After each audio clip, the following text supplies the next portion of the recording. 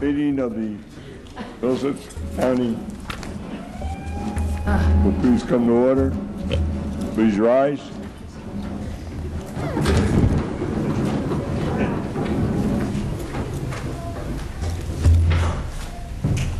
Since our last meeting, Hyman Center, who was the former longtime chairman of the Middlesex County Planning Board and was a personal friend of mine, and John Reiser's, and so forth. He was a dedicated public servant, passed on to his eternal reward.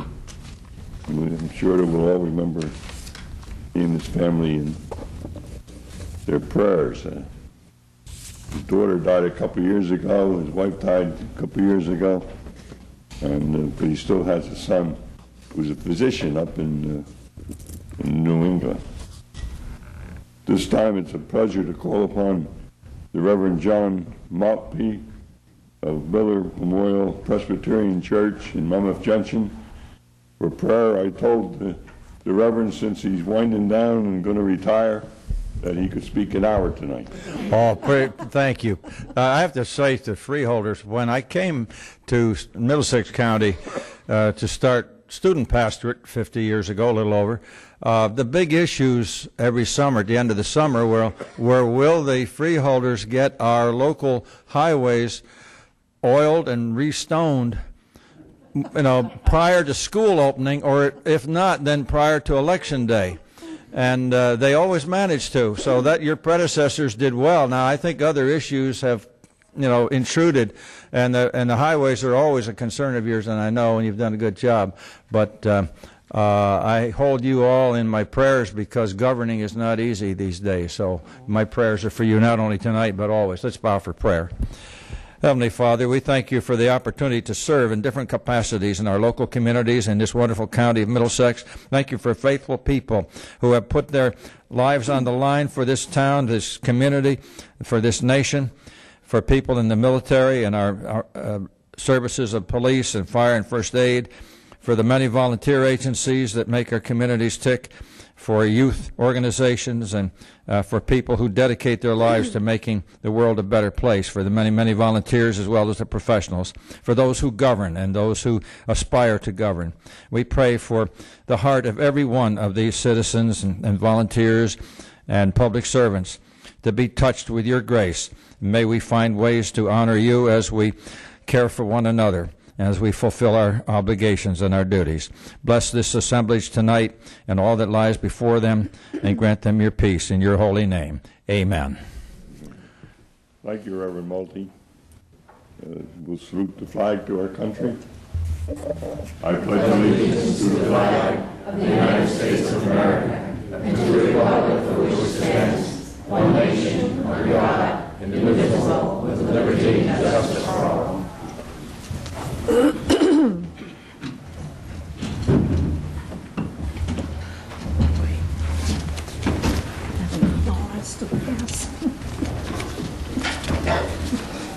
Notice of this meeting pursuant to the Open Public Meetings Act, NJSA 10:4-10, has been complied with and shall be entered into the minutes of this meeting.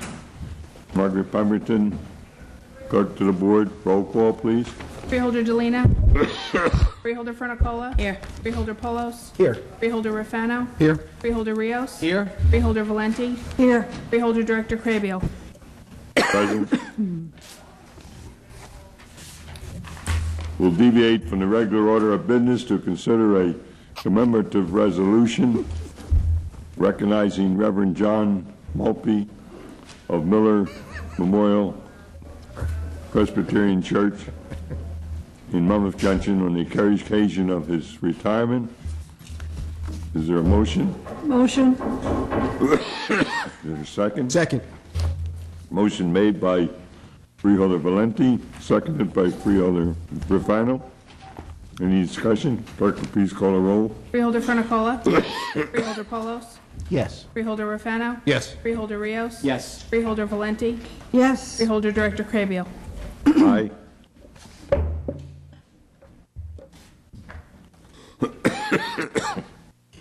Declare the resolution duly adopted.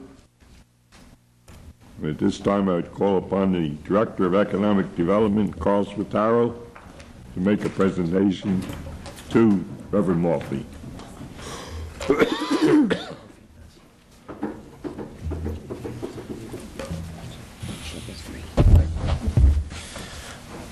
Reverend, before I want to congratulate you from the Board of Chosen Freeholders for your 50 years of service in South Brunswick Township. But as a resident of South Brunswick Township, I'd like to personally thank you for all you've done, because I'm not going to read the resolution, but he served on the first aid squad for 46 years, and when I called him this week to confirm the appointment, he answered from being in the ambulance.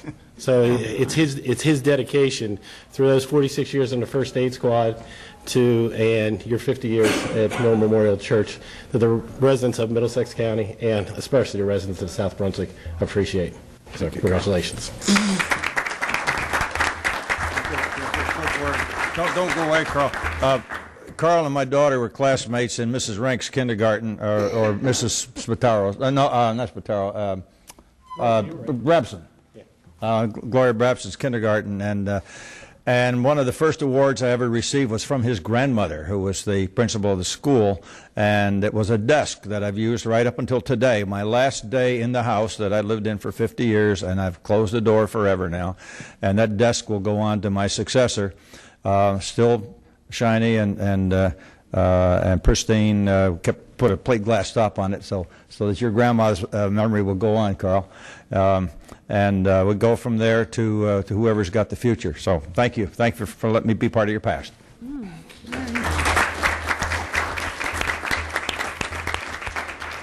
When we think of South Brunswick Township, you have to think of the Spataros, Carl's mother and father who've been so active there, and you certainly have to think of Reverend Maltby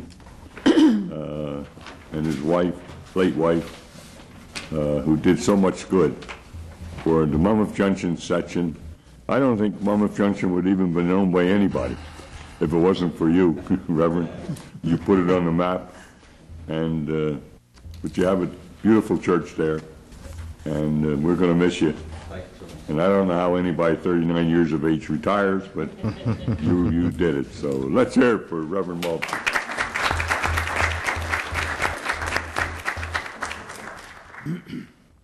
Reports of freeholders. Deputy Freeholder Director Delina is at the Woodbridge Chamber of Commerce dinner tonight representing the county. Freeholder Camille Fernicola from the township of Piscataway. Thank you, Freeholder Director. I just want to warn my Freeholder colleagues that I have been saving up my announcements. The last meeting, if I had given all these announcements, we would have missed the first part of that, one of those debates that we all look forward to. The Board of Chosen Freeholders have approved a total of $25,000 for municipalities to use to promote safety for bicyclists and pedestrians through the education and awareness programs and materials, and through maintenance and upkeep of related signs and markings.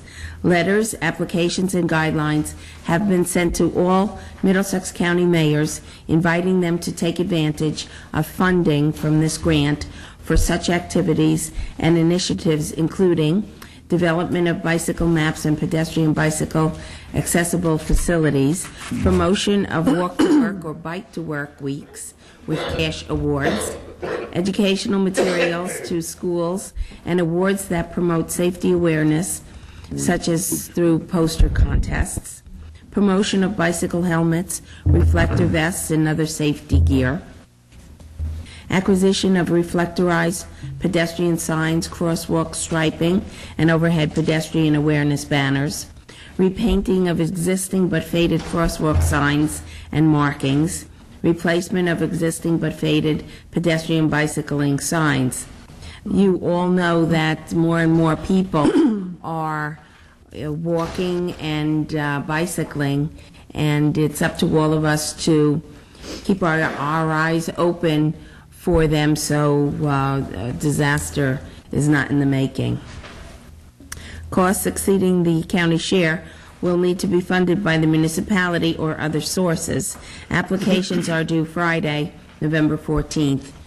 And I would suggest, if you are an advocate for bicycling and pedestrian activities, that you contact your local mayor and support this program and ask that they apply for a grant. Now, this is a big one because it's a very popular program in our paper shredding recycling. I joke that many senior citizens, and myself included, have canceled checks dating back to the 70s or 80s and up until today, and we hate to part with them for whatever reason, but they're taking up all of our space, and our children would not like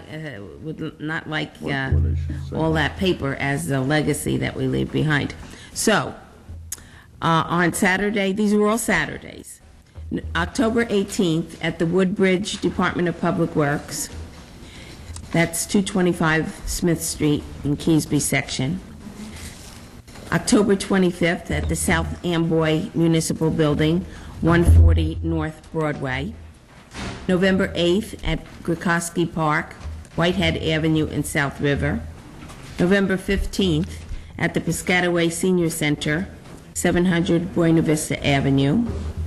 And November 22nd at the Plainsboro Conservation Center off Grover's Mill Road. All events will run from 9 a.m. to 1 p.m. or until the shredding truck is filled, whichever occurs first. And I know our seniors will not disappoint us.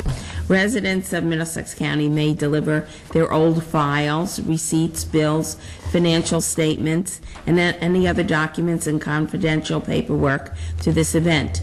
These materials will be shredded on-site by a mobile shredding unit, while residents are invited to observe the process. Shredded paper from the event will be delivered to a paper mill for further processing and recycling, and you don't have to take out the staples or paper clips. The overwhelming majority of the 4,969 county residents who have participated in 61 shred events held to date have expressed their gratitude not only for the opportunity it presented to shred over 347,600 pounds. I don't know who weighs it, but or over 173 tons of documents. But they also equally for the benefit of identity theft protection. So this is a free service provided by the Board of Freeholders.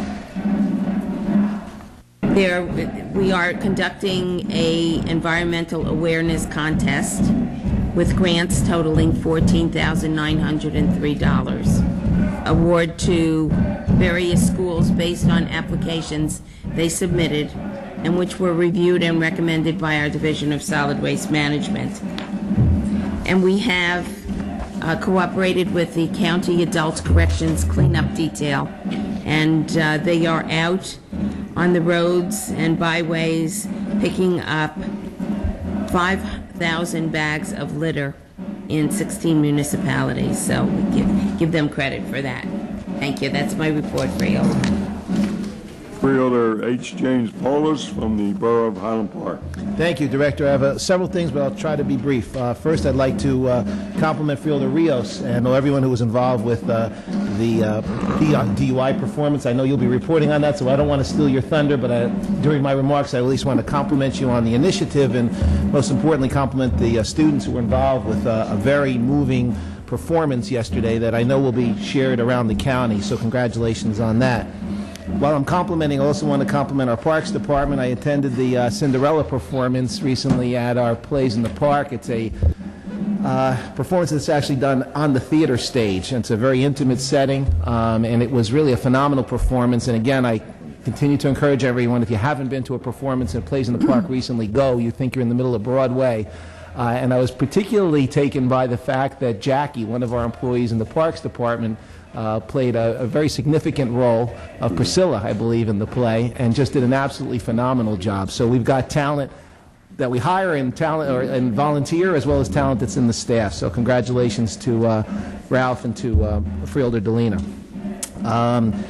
You know, in our departments, we often utilize a system of making sure that we're communicating with our employees. It's similar to what I do in my own business as well. We want to make sure that employees have input and an opportunity to give a suggestion as to how we can do business better.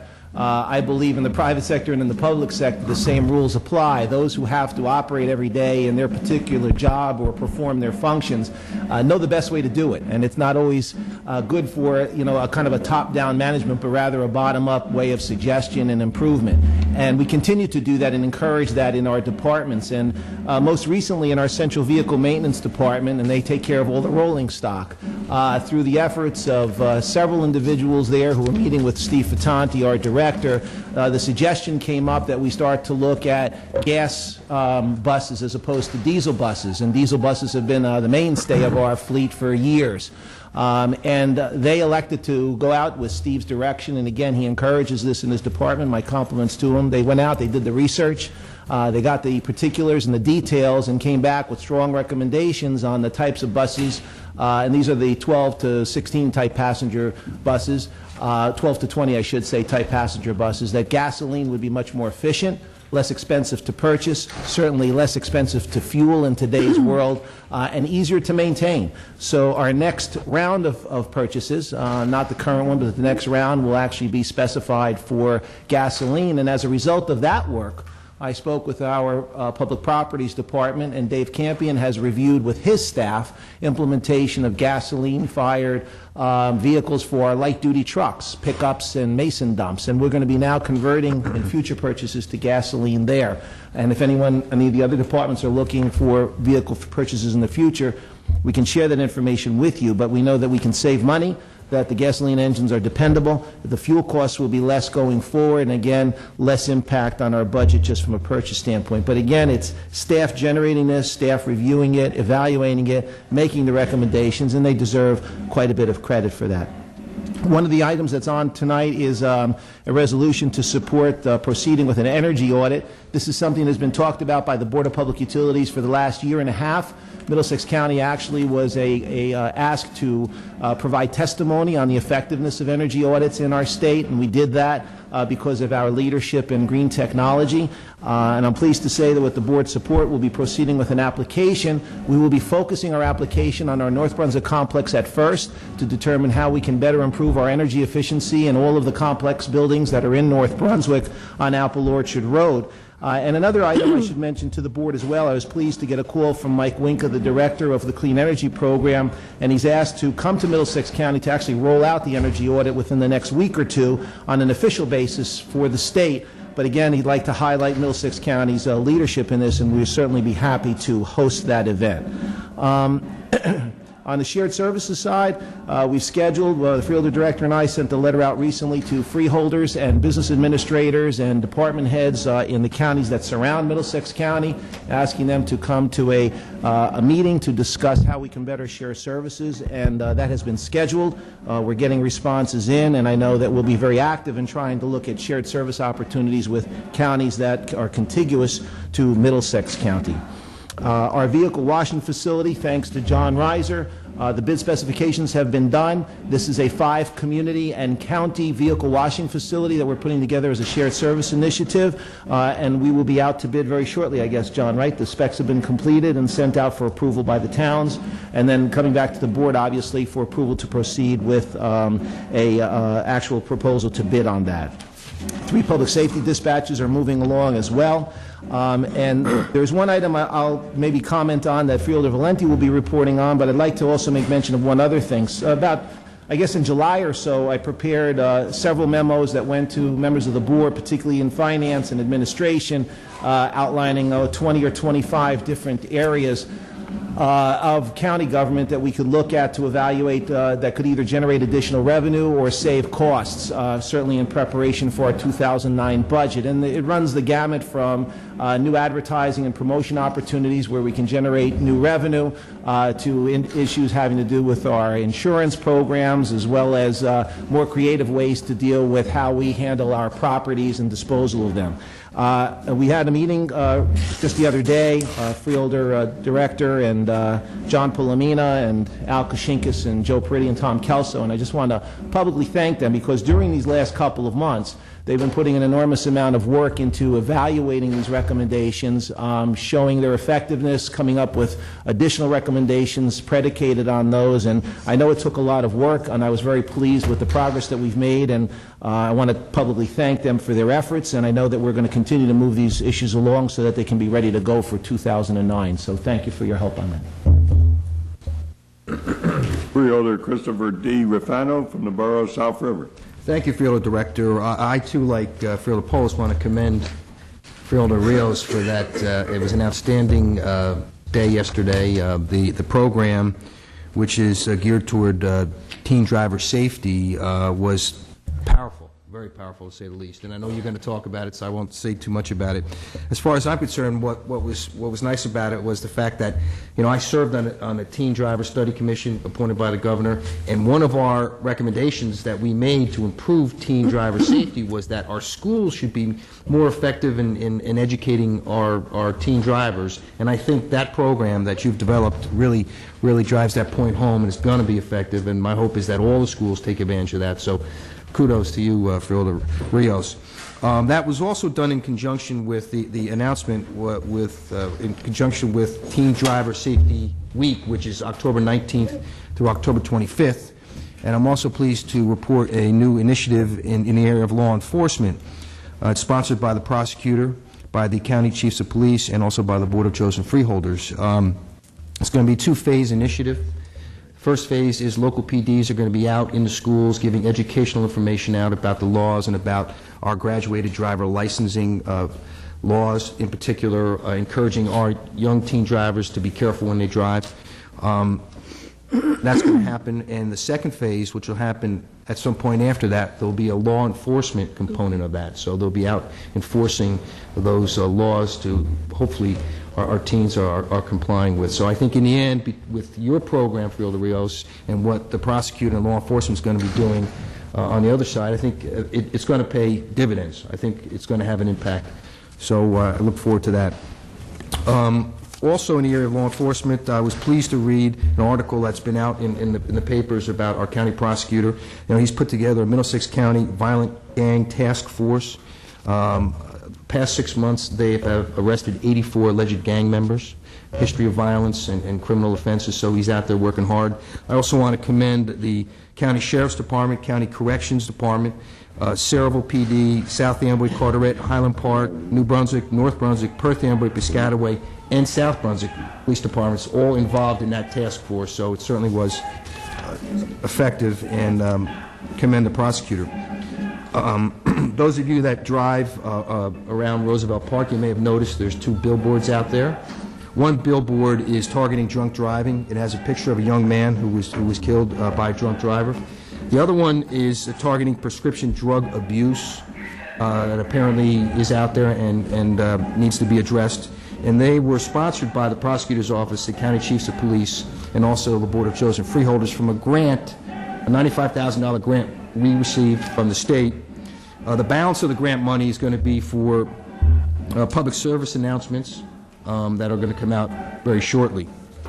Over at Adult Corrections, 2 things to report. Pleased to announce that we now have a program at our jail that trains inmates that want to take part in Microsoft. And the way the program's set up is that if they take the course, they take a test, they pass the test, they're going to be considered Microsoft Office specialists. So hopefully they'll take that and then when they get out, use that to lead productive lives here in our society. Also, out at the jail, we received a $322,476 check from the federal government as reimbursement for housing undocumented aliens that were arrested here in Middlesex County, otherwise known as SCAP. That's the State Criminal Alien Assistance Program. Since 2001, we have received $2.5 million from this federal program. So certainly is an effective program. And lastly, I'm pleased to report that we have gotten actually an additional $250,000 of Homeland Security money. So that's good news. And so in the upcoming weeks, we're going to be getting together with our work group and decide how we're going to spend that additional money. And I'll have a report back to the board about where that money's going to go. That's all I have. Certainly what we attended and has been mentioned at the vocational school in East Brunswick yesterday was one of the joys of being together as freeholders. And the one who organized that entire event is Freeholder Ron Rios. And Freeholder, as a new freeholder, we commend you. Thank you. On your stewardship to the county. So it's a pleasure to call upon Freeholder Ronald George Rios from the borough, first freeholder from the borough of Carteret, who's doing a great job. Let's give him a nice round of applause. Thank you, Freeholder Director. As far as my report goes on the Raritan Bay Mental Health Services portion, on tonight's agenda, there's 2 agreements for graduate students from Rutgers School of Social Work and Georgian Court University for counseling psychology, and it's an improved setting for field instruction, and we've been doing this for over 35 years. As far as the health department goes, Director Dave Pappy of the Health Department received an award from the New Jersey DEP for leadership in promoting excellence in Middlesex County's emergency preparedness program. And this recognizes Director Pappy's initiative in developing emergency preparedness plans, including the recently developed the first emergency response plan for radiological response. The Health Department has finalized our flu vaccination and health screening clinic schedule for 2008. The first flu clinic will be held tomorrow, October 17th, at North Brunswick Senior Center between 10 and 12 p.m. Copies of the entire schedule are available on the table here tonight. Flu immunization will be provided no charge to county residents 18 years of age and over. No appointment is necessary. And pneumonia immunization will be available by appointment only at no charge to county residents who are 65 years of age and older and have not previously received this vaccine. And if anybody wants to make an appointment, you could call 732-745-3100. On tonight's agenda, the board will be accepting grant funding in the amount of $106,343 for the Sexual Assault, Abuse, and Rape Care Program from the New Jersey Department of Community Affairs, and also another grant for $95,000 for Childhood Lead Poisoning Prevention Program from the Department of Health and Senior Services from the state. And last but not least, I want to thank the Freeholders for their support and the Director for their support in this teen driving initiative program that I had suggested back in June, and we went yesterday to the vocational school. I want to thank the administration of the vocational school, all the faculty, the staff, and the students. We had a dramatization that was really a powerful message that we sent to kids to really scare them and let them understand the impact of driving, not only while under the influence of drugs or alcohol, which we certainly oppose any kind of abuse, but any kind of inattentiveness while driving, whether it be cell phones, loud music, racing. And the kids did such a tremendous job, and I commend them for that and thank them for the job that they did. We had a T-shirt contest, and the title of the program is Drive Safe for the Ride of Your Life, and this was the T-shirt that won. And we also had a bumper sticker contest, and this was the bumper sticker that we had that was the winners. And the dramatization was titled The Other Side of Stick River Road, and they really did a wonderful job. They really did. And we're going to hopefully, as Freeholder Rafano said, hopefully turnkey this into the local school districts. That's where the entire county can follow up on this initiative. along with the other programs that Freeholder Rafano has been involved with on teen driving. As far as the other report for the vocational school, there are 9 seniors at the academy that were awarded the distinction of being recommended students by the National Merit Scholarship Program. And then we had 3 students from the academy participated in the Governor's School program this summer. The Governor's School for the Environment, Governor's School for the Arts, Creative Writing, and the Governor's School for Engineering and Technology. And that concludes my report. Thank you, Freeholder Director. Freeholder Blanquita Byrd Valenti from the City of New Brunswick, the county seat. Thank you, Freeholder Director. I also want to commend and congratulate Freeholder Rios for the initiative of this wonderful program that we were privy to yesterday at the East Brunswick Technical School. It was a Teen Safe Driving Initiative, and as my colleagues have already mentioned, it was exceptional. The students did an outstanding job, and this play was written by a teacher from the vocational schools. It was excellent, and it was quite a few students were involved and very impressive, so I commend you again. I was happy I was able to attend. First, I want to go to the Department of Aging. Recently, we had our SHIP luncheon. This is for the many volunteers that we have in Middlesex County working with our seniors to let them know about Medicare and the different parts that are so important for them. It was a very nice luncheon. They all got a commendation. It was a very good group of people. A lot of them were senior citizens that go out of their way to help others. So I want to commend Peg on that. Of course, she's not here, but Melissa is here tonight. Now, let me go to McFoods. McFoods is suffering the same ailment as other distribution centers. Our shelves are very thin. We have been doing all kinds of things to remedy that situation. And today, Freeholder Paulus's daughter, Nicolette, and her sister, Angela, and Jim was involved. They delivered all these dinners that were frozen, pizzas with other wonderful things in each box, and they were distributed to Elijah's Promise, the Puerto Rican Action Board, and the balance of the shipment it wasn't here today, but it will come soon. His daughter Nicolette took on this project and collected a lot of donations from her school, the Bartle School. Now, this little girl is only 5th grade. She's not high school, she's not 8th grade, she's 5th grade.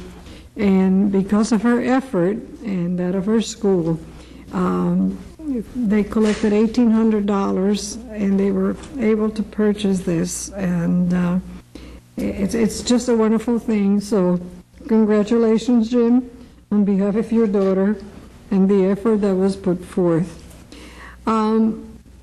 We have other endeavors for McFoods. Today, Jennifer Apostle, who handles McFoods at NCIA, spoke before the Middlesex County Retired Educators Association. I was there, and she presented a wonderful program.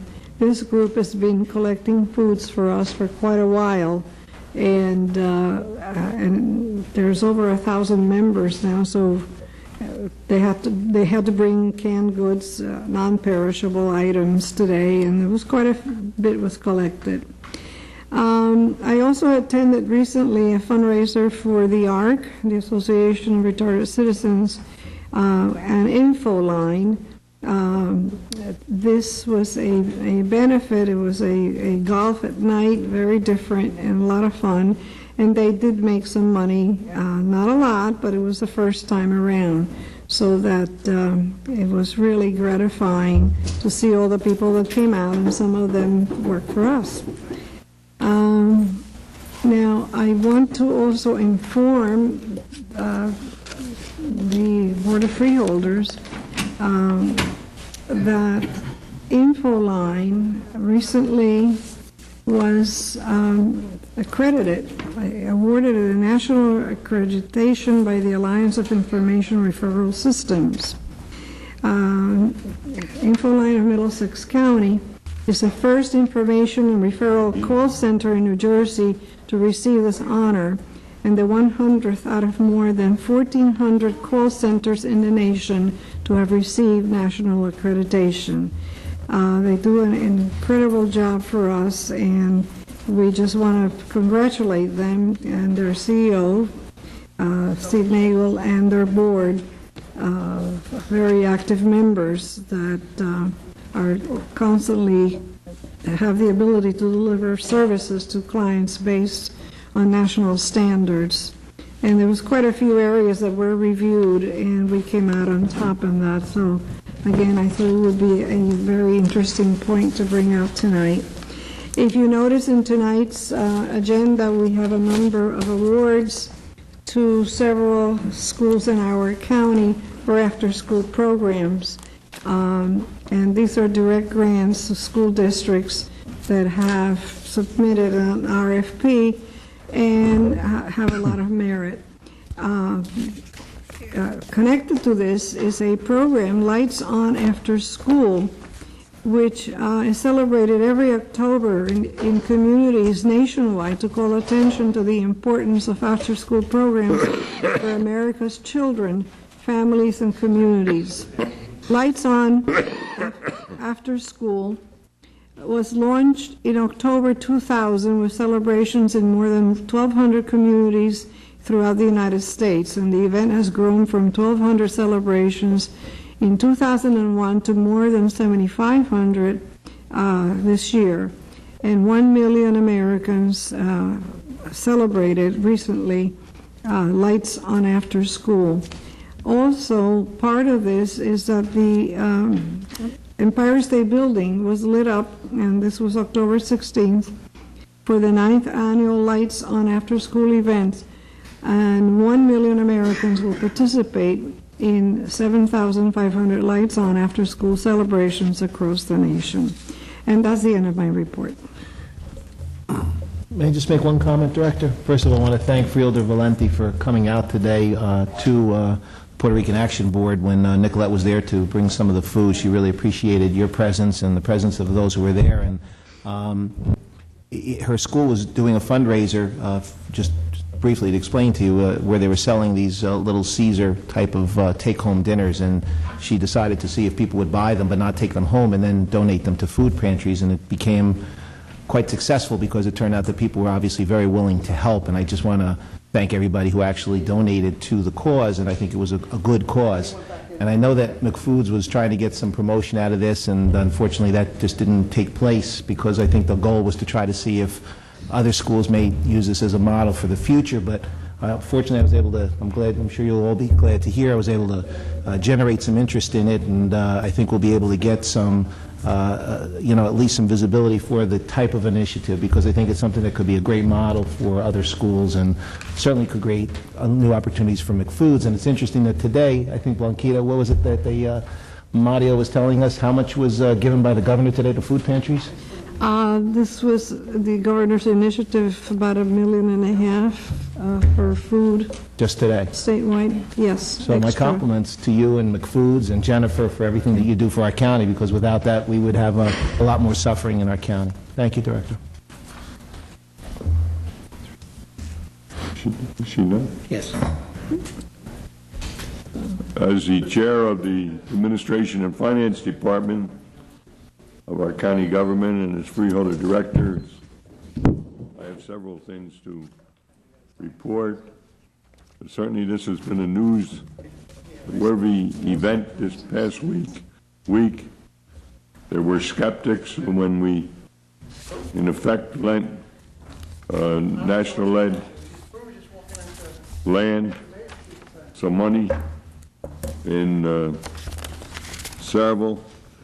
And certainly this board and county officials and the attorneys involved, including Tom Kelso, our attorney, and Saraville Redevelopment Agency and the Saraville Municipal Government, are to be commended on what has happened. We're pleased to announce that the first of 3 closings on the former National Lead land has been completed, and that the Saraville Economic and Redevelopment Agency, SARA, has made its first payment, totaling $32 million on the money it borrowed from the county to purchase the 400-plus acre site. Sarah borrowed $39 million to acquire the property from National Lead with the interest and fees. The total amount to be repaid to the county is $42 million. The remainder of the county's money will be paid back over the next 30 months. It has been a long, intense process, but we are proud of the county's ability to facilitate this sale.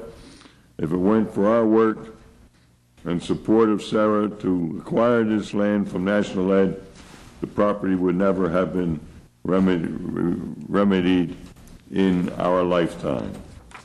And I believe it proves one last time, or one final time, that Middlesex County is the greatest county in the land.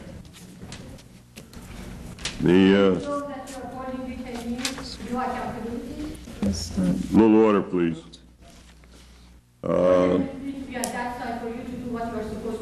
Ma'am, you're out of order. You'll have your chance to speak. Speaking when he doesn't do anything is no good. It's not freedom. The gavel. Freedom should have results. Let her speak. You're out of order, and if you continue, we'll have to make certain moves to correct it.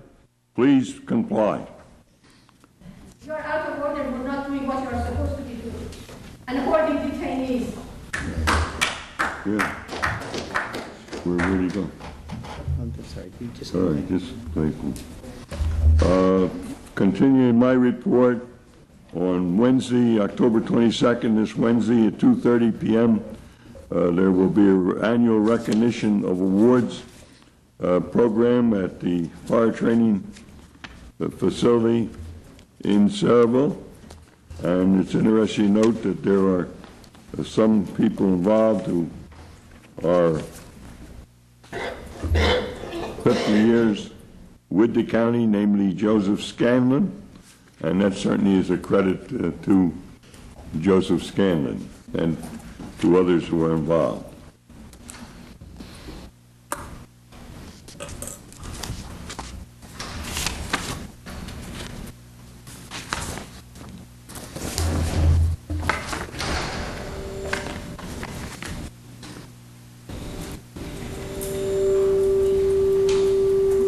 The New Jersey State Department of Health and Senior Citizens has recognized Roosevelt Care Center for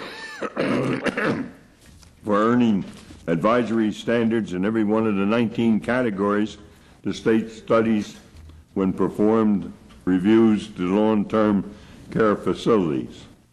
Earning advisory standards means that Roosevelt goes beyond the minimum requirements to provide excellent care.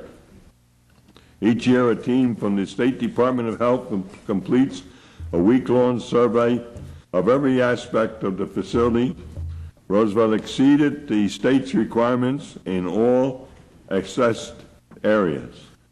The areas studied include access to the facility, resident activities, administration, resident care, communication, dental care, dietary services, nursing care, quality assessment, and medical records, rehabilitation, social work, and Alzheimer's dementia care. I congratulate and commend Dr. Frank Damiani, the administrator of Roosevelt, and his staff and the Improvement Authority for this achievement. More importantly, this report confirms that residents are receiving quality, compassionate care from dedicated professionals, and that's good news for Middlesex County. For the first time, the Middlesex County auction was held online. We were able to receive bids from people located not only in New Jersey, but also in New York, Pennsylvania, and Delaware. The winning bids were as follows: heavy equipment, $30 pieces, $63,435.08. Vehicles, 74 vehicles, $82,009.09. And miscellaneous, 138 items, $10,456.26. A total of $157,900.43. For the number and condition of the vehicles on the auction block, we are very pleased with the outcome. And when you look at the economic situation throughout the country and the New York area in particular, I certainly want to commend all who participate. I want to commend Jack Garber, the purchasing agent, and Ann Hardwick, the assistant purchasing agent, for this event. It's certainly good news for the taxpayers of our county.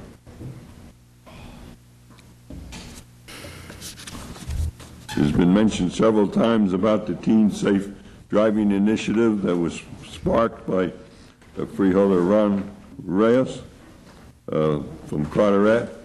Well, I was in attendance and was proud of that event. It's one of the great good things of our county. It's also mentioned about Infoline of Middlesex County was awarded the national accreditation by the Alliance of Information and Referral Systems. Infoline was to receive this honor, and it's 100 out of more than 1,400 call centers in the nation to have received national accreditation. And we certainly commend Infoline. Stephen Nagel is the executive director. Juanquita Valenti is involved as a freeholder. John Polomina, the county administrator. And Amy Pappy is president of the board. And I believe Elaine Flynn, our county clerk, is involved deeply in that entity. Juanquita Valenti and myself attended the University Medical Center of Princeton at Plainsboro, their groundbreaking, which took place on October 3 of this year. It was an interesting event. My only criticism, and I'm going to say it, but they say the new University Medical Center of Princeton at Plainsboro. That should have said at Plainsboro, Middlesex County. But now that I've given them the needle, I do want to commend them on a great event, and it's our privilege to be in attendance. I want to commend the Improvement Authority on a new recycling guide, which is now out front. It's a good event. Many of us attended the memorial service for Dr. Chun of Roosevelt Care Center. It was there for many years, and it was nice to see Doris Hanson, who's the former assistant administrator there, in attendance as well. It was a full house at Roosevelt.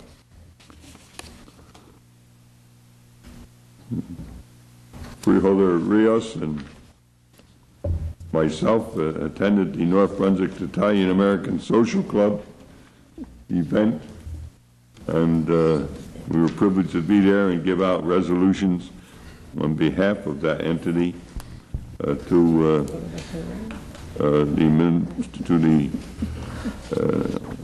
honoree Izzy Shabaro and the organization itself, Vito Paleo, at that event that evening.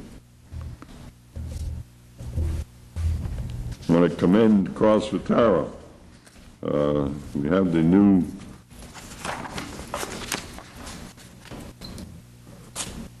brochure, which is out. It's excellent.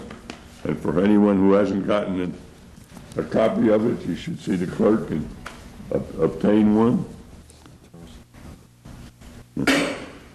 It's a tourism and economic development guide for Middlesex County. And it's interesting that on the cover they have my slogan, that I've used all over the county, the greatest county in the land, and I had nothing to do with it, but I'm very nice to see it there. The last thing I want to report is that Mayor Womack from North Brunswick had a meeting with myself involving the possible acquisition of the what is known as the Poulter Farm in North Brunswick Township. And even though the details have not been worked out yet, I believe it makes a lot of sense for the county to consider the acquisition of the Poulter Farm property and to start sort of the ball going.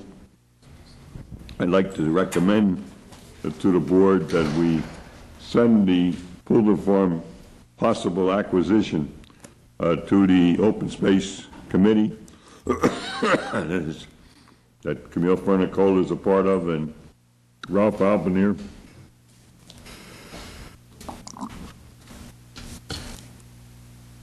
Excuse me.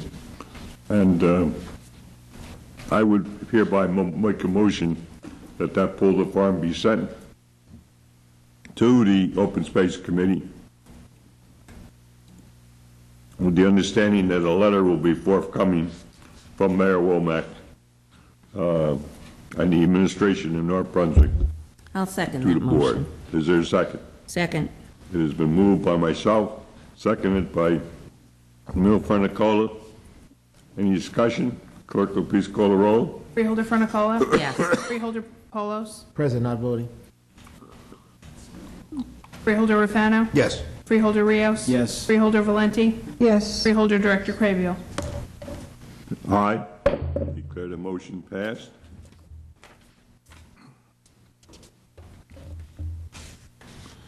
We'll deviate from the regular order of business for the purpose of conducting one public hearing. Madam Clerk. Notice of this public hearing was published in the News Tribune on October 6, 2008. This public hearing was authorized at a meeting of the Board of Chosen Freeholders held October 2, 2008. Clerk will read resolution number 08-1761 by title only. Authorized public hearing to be held on Thursday, October 16, 2008 at 7 p.m. in the Freeholders Meeting Room, Ray, Public Housing Agency's 5-year and annual plan for 2009. I declare the public hearing open. Does anyone wish to speak at this public hearing on this matter? Yes? Is this about a particular issue or general? This is about the public hearing on the plan, on the specific plan. Motion to close? There's second. It's been moved and seconded that the public hearing be closed. All those in favor say aye. Aye. Opposed, motion carried.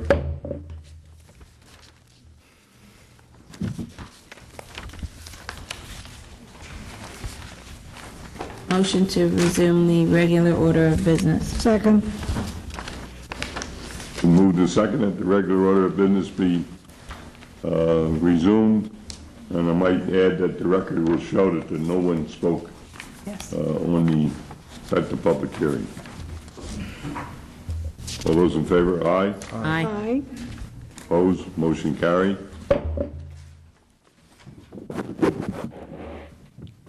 Proclamations, commemorative resolutions, and correspondence. We have quite a few this evening. The first is recognizing the Care to Walk organization on its 10th anniversary and October 2008 as Breast Cancer Awareness Month. Next is recognizing Woodbridge Mayor John McCormick as he is named the 2008 Civic Leader of Distinction by the John E. Toolin Kitty Keepwell Camp. Next is recognizing the 10th anniversary of the Monroe Township Cultural Arts Commission and Monroe Township Mayor Richard Pucci and Anna Ashkenis, Director of the Middlesex County Cultural and Heritage Commission, as they will be recognized by the Monroe Township Cultural Arts Commission. Next is recognizing the Central Jersey Latino Chamber of Commerce on its 2008 gala. Next is recognizing October 19th through 25th as National Teen Driver Safety Week.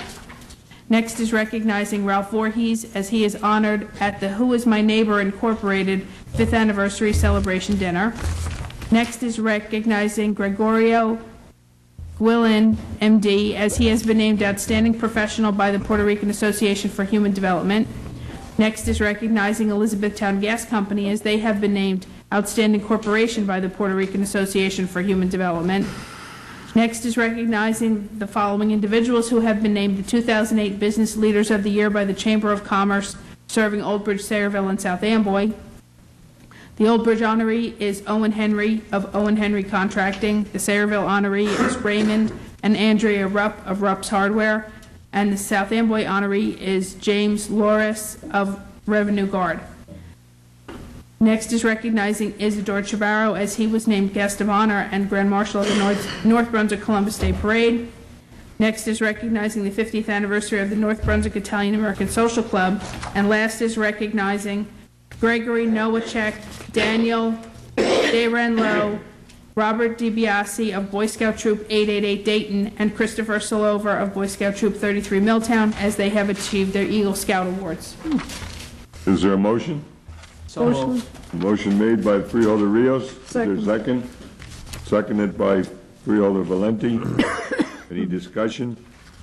Clerk will please call the roll. Freeholder Fronicola? Yes. Freeholder Polos? Yes. Freeholder Rafano? Yes. Freeholder Rios? Yes. Freeholder Valenti? Yes, Freeholder Director Krabiel? Aye. Declare the resolution is duly adopted. Madam Clerk, correspondence? Excuse me, there's one presentation. Making the presentation on the first one. I'm sorry. I believe that Freeholder Rios is going to make a presentation. Yes, if we can have the health department employees that are here.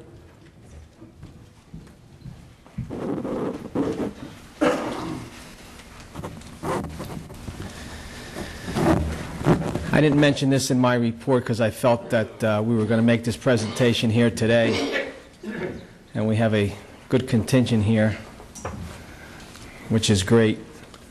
And this is something that's very, very important to understand and promote as breast cancer awareness. And I have a resolution here, and I will read it because it's certainly important. Whereas breast cancer is one of the most common cancers among women, exceeded only by lung cancer. And whereas the Middlesex County Public Health Department Public Health Nursing Division provides breast cancer education for early detection and screenings, including clinical breast examination and mammograms for women and men who have little or no health insurance and limited income. And whereas October 26th, the Care to Walk organization celebrates its 10th anniversary with a walk to raise funds for breast and ovarian cancer services. In addition, the students of North Brunswick High School formed the Care to Walk Club in 2000 as part of the county-wide program. So now, therefore, be it resolved by the Board of Chosen Freeholders of Middlesex County that we hereby recognize the efforts of the Care to Walk organization for their exceptional voluntary service to all of the residents of Middlesex County, and recognize October 2008 as National Breast Cancer Awareness Month. And they have their fundraising activities support those residents of Middlesex County who have been diagnosed with breast cancer or ovarian cancer. And the organization has raised over $200,000, and that's commendable. And I personally want to say thank you to all of you.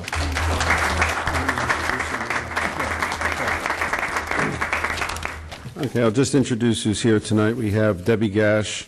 She's our Director of Nurses. And we have Michelle Campfield with our Cancer Education Early Detection Program. And we have Maureen Little, who's the Chairwoman for Care to Walk. And Ann, I hope I pronounced your names right, Ann Cassioni, Dot Antice, Annie Mamioni, Evelyn Harry Smirnow, and Dottie Jennings. Thank you for coming. Thank you. Thank you very much.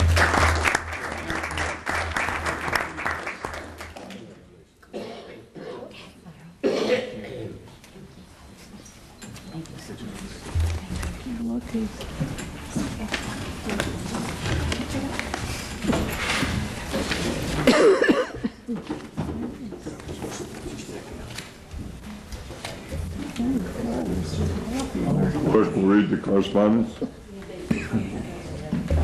We have a notice of proposed rate increase in connection with proposed new demand response programs and notice of public hearings thereon from Jersey Central Power and Light Company. Public hearings will be held on October 30th at 4 p.m. and 5:30 p.m. at the Morris County Administration and Records Building in Morristown. We have a letter from Senator Stephen Sweeney requesting that the Board of Chosen Freeholders consider recognizing March 2009 as Developmental Disabilities Awareness Month in support of efforts to provide public awareness and education to the community and to increase understanding of the issues affecting people with developmental disabilities.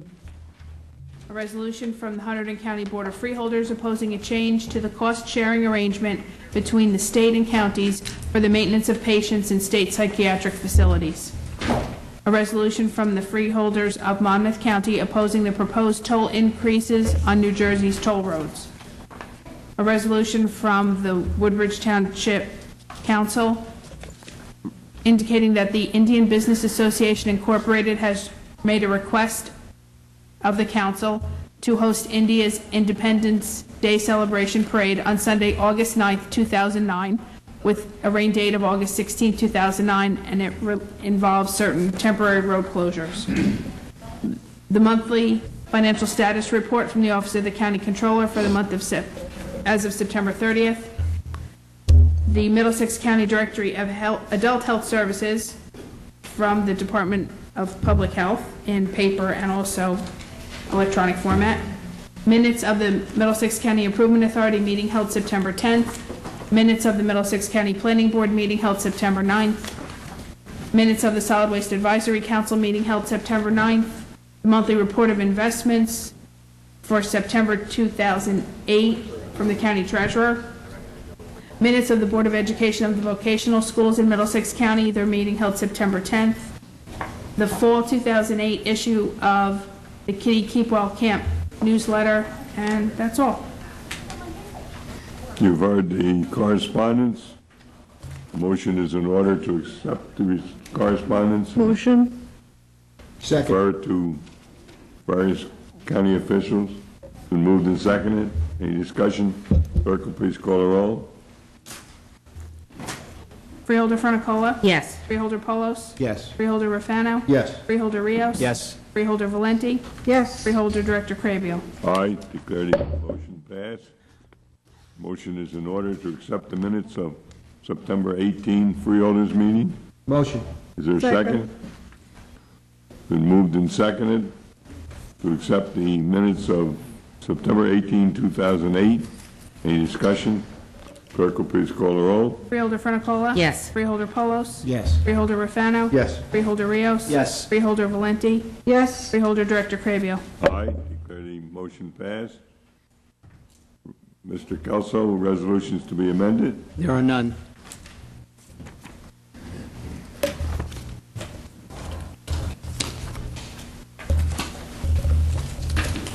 Resolutions to be added? Yes, Freeholder Director, we have one resolution proposed to be added to the consent agenda. That resolution is to rescind resolution dated July 24, 2008, Resolution 08-1330, increasing application fee schedule for land development review application submitted to the Middlesex County Planning Board. What is your pleasure? Motion. Is there a Second. second? Been moved by Freeholder Rafano, seconded by Freeholder Valenti. I might say that this resolution comes about because of the severe economic downturn in the nation, that it just seems that because of it, we acted maybe too quick, and that we want to rescind it and go back to the planning board to take a look at it again. I've discussed this to George Varides, the Director of Planning, and also County Engineer John Reiser, and we feel strongly this is no time to add these fees, this time without further look at it. So that's the reason for it. Any other discussion? Clerk will please call the roll. Freeholder Fronicola? Yes. Freeholder Polos? Yes. Freeholder Rafano? Yes. Freeholder Rios? Yes. Freeholder Valenti? Yes. Freeholder Director Crabio? Aye. Declare the motion passed. And that will be Resolution 08-1876. Resolutions to be held. There are none. Resolutions to be avoided. There are none. Public discussion on resolutions. Does anyone have any comment or any question on any specific resolution on the agenda, including the one that was just added? I open the public hearing on resolution. Mr. Stewart?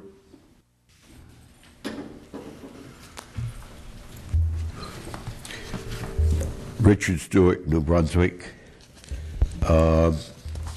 Page 2, the resolution on personnel, 1779, going to the monthly personnel report. I'm just curious, on page 2, there are 7 seasonal musicians that were hired. There's no mention of salary. If you refer to page 4, you'll see where certain election people are hired for seasonal reasons, but they show the hourly rate. Was there some reason why the hourly rate was not included on this? Mr. Good? Don't they get union? It's union scale. Union scale. I'm not sure what the rate was. I don't think it was on our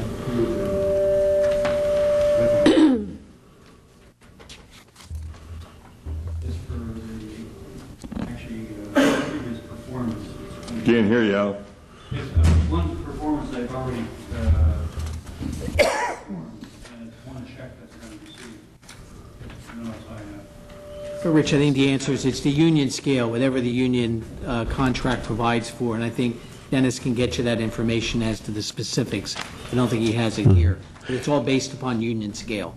But these are not just for one performance, right? Or am I wrong? It could have been one or several. I don't know. I have that at the... Well, it's more than one performance, yes.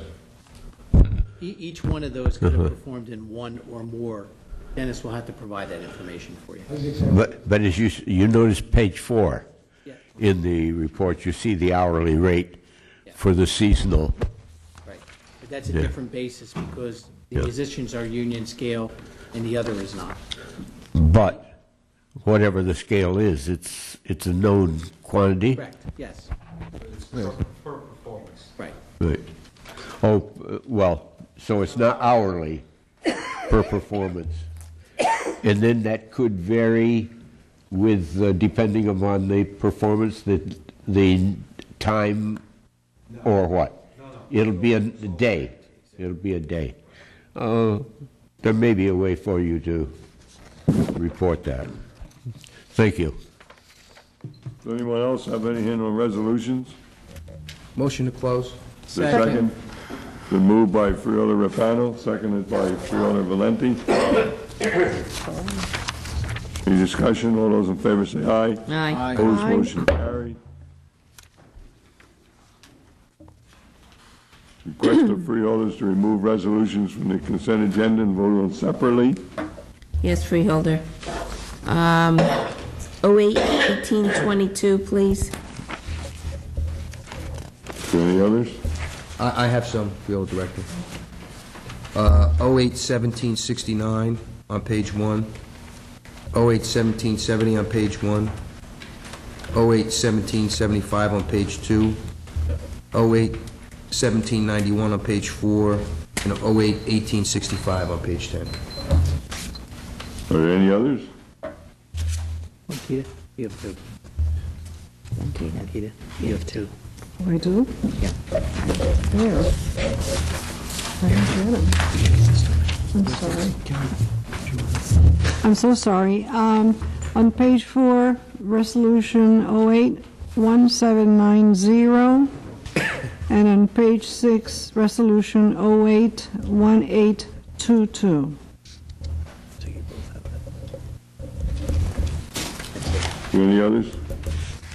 All right, Mr. Kelso, you want to structure the Yes. resolution? A resolution would be in order to accept the consent agenda consisting of resolutions 08-1764 through 08-1876, excluding resolutions 08-1769, 08-1770, 08-1775, 08-1791, and 08-1865.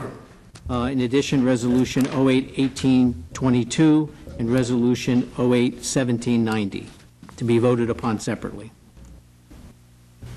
Is there a motion? Motion. Is there a second? Second. It's been moved by Rufano, seconded by Valenti. Any discussion? Clerk will please call the roll. Freeholder Funicola? Yes. Freeholder Polos? Yes. Freeholder Rufano? Yes. Freeholder Rios? Yes. Freeholder Valenti? Yes. Freeholder Director Krabiel? Aye.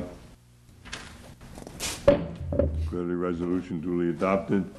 Now we'll consider first the resolution mentioned by Freeholder Funicola. Yes, that's Resolution 08-1822, and it was actually mentioned by both Freeholder Funicola and Freeholder Valenti. Motion. Motion? Motion. Is there a second? Second. Been moved by Rufano, seconded by Rios. Any discussion? Clerk will please call the roll. Freeholder Funicola? Present, not voting. Freeholder Polos?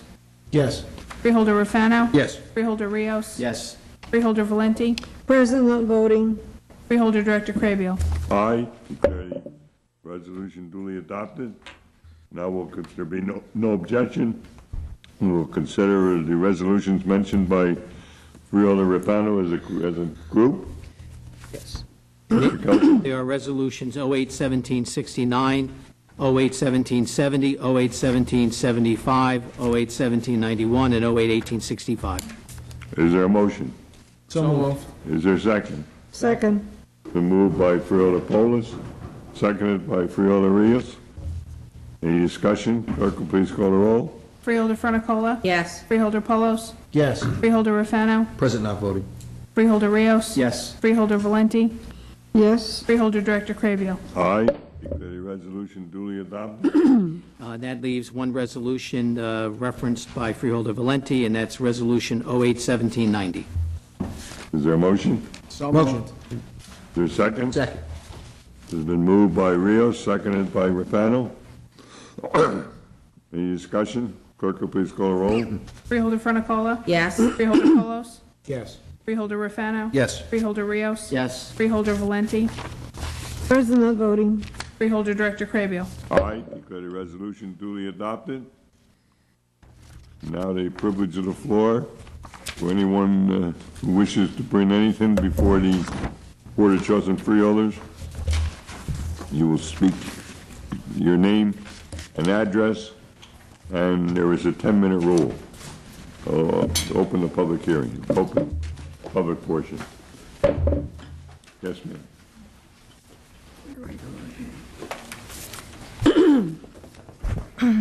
My name is Marion Monk. I live on South Randolphville Road in Piscataway.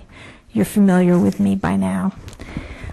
With the elections coming up, I certainly hope you don't expect to get votes from our group after the way you have ignored our pleas to cancel the contract and the detentions in Middlesex County. We're really pretty disgusted at having all that money made on the backs of very vulnerable people, and especially in our name. But I'm here to read a letter to you that one of our group, New Jersey Civil Rights Defense Committee, has written, and it concerns a detainee that was just recently at Middlesex County Correctional Center. It's called Desperately Seeking Maggie. A few weeks ago, I had an email from the Bill of Rights Defense Committee, a national organization whose board I sit on that works to restore the at-risk protections of the American Constitution, among them the right not to be held without charge. Recent messages on their website, in their website Dropbox, had included a plea from a Congolese immigrant whose daughter, Maggie, had just been taken into ICE custody. The desperate father knew only that she was now in Middlesex County Jail in Brunswick, New Jersey, under threat of deportation. The family couldn't reach her, and for reasons only ICE can grasp, she was unable to communicate with them. It was mid-morning in New Jersey when I reached the father, and only when I heard the sleep in his voice did I realize I was phoning California. My heart sank, not just at the thought of how cruelly he must feel this separation from his daughter, but at what it meant for our access to her now. The conditions for visitation at Middlesex Correctional are so draconian, a friend in this business calls them medieval, that they make a moat and drawbridge look like a cakewalk, that virtually no one outside Maggie's immediate family would get to her for weeks, if at all. Last March, 91 men at the facility testified that fellow detainee Arturo Alvarez had died from medical neglect, and the New Jersey Civil Rights Defense Committee virtually denied access to anyone who had not already been transferred out in retaliation, was forced to lodge an official complaint with the Inspector General of the Department of Homeland Security that the jail's prohibitive rules were in patent violation of the protections afforded even criminal prisoners. And immigration detainees are not criminals. This fact has been obscured so many times that it has to be said again and again. Immigration detainees are not criminals.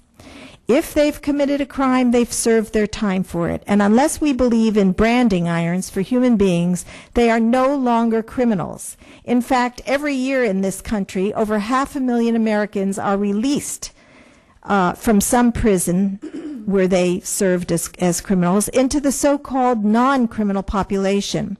You probably know someone, even a family member, who's part of this statistic. A drunk driver, a bad check passer, a shoplifter, a recreational drug user.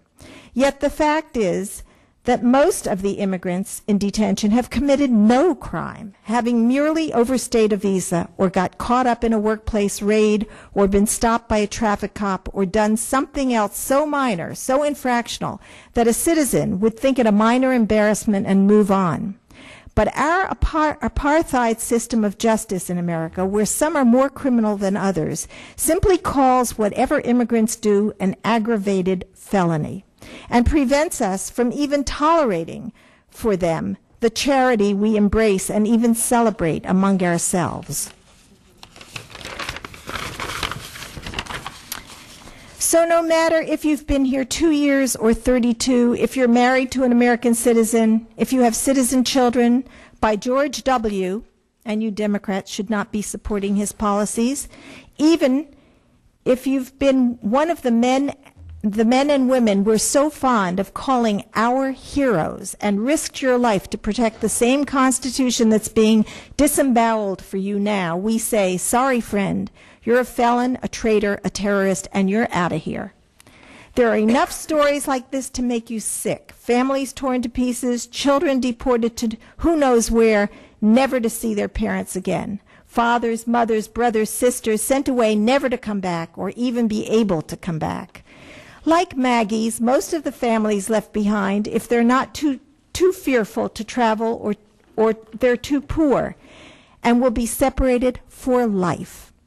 And we know this much about Maggie, that she was 2 years old when she came here from the Congo with her family 28 years ago. That she went to American schools, suffered American poverty, got into American trouble, maybe even did her time, whatever it was, for whatever she did in some American jail.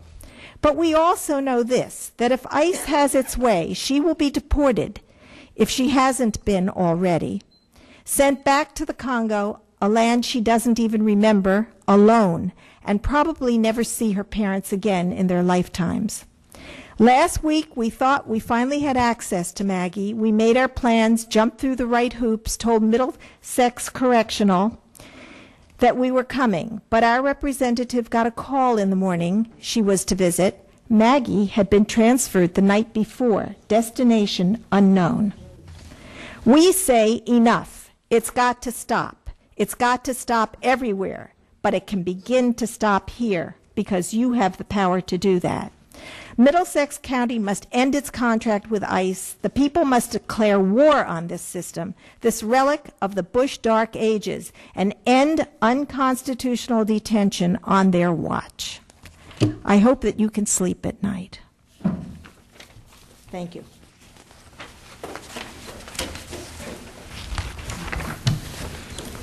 My name is Nancy Wynn. I live on 209 Northwood Avenue in Linden. So I'm going to read to you a letter from a man who is now probably and has been sitting in the Hudson County Correctional Center. His name is Luis Quesada Cascante. And you'll probably never meet this man, so we're bringing his words to you so that you can hear them. It is very obvious that the government, as far as immigration detention is concerned, does not exercise the responsibility to inform the public, the people, whom they were created to serve in the first place, about their actions and true motives towards immigrants, including giving a full report about their forward success in the fight against terror. This fact keeps the people in the dark about the realities of the violations of the Constitution and treaties signed by the U.S., which is the supreme law of the land.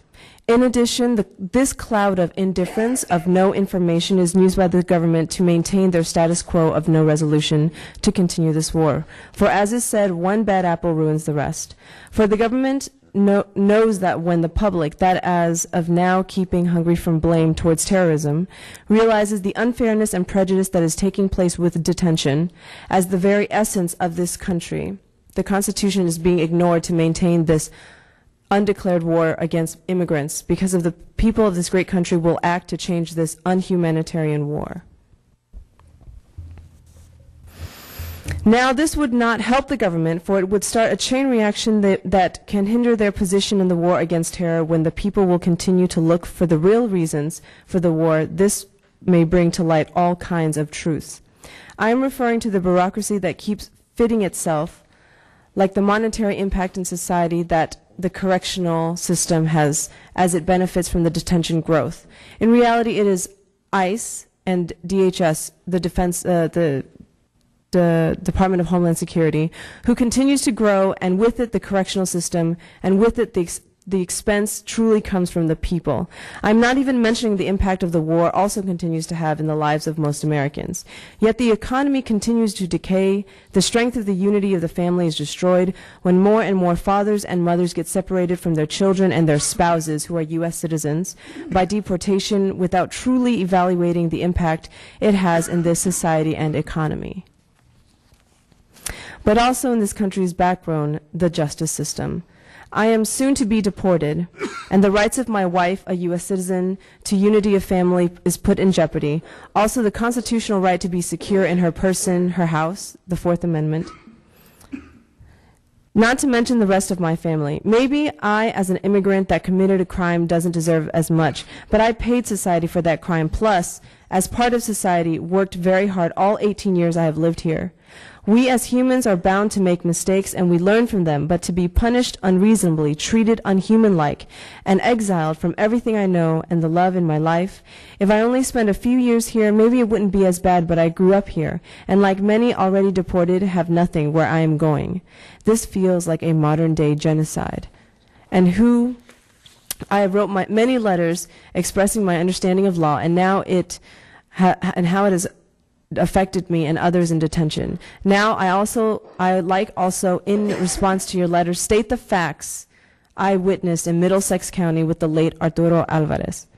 He used to sleep across me on the third floor in the bottom bank in a cubicle of 4. I was in the top bank then. I remember him not feeling well, and because of his age and condition, another detainee that slept under me in the bottom bank, also Cuban, informed the jail about how Arturo Alvarez was feeling. Now, I don't know whether they wrote a slick slip or just told the officer on post. Either way, the officer on post knew, and Arturo was sent to medical. I clearly remember Arturo coming back, and as he can hardly talk to us, that they told him there was no doctor in the facility at the time. They gave him some aspirins and sent him back.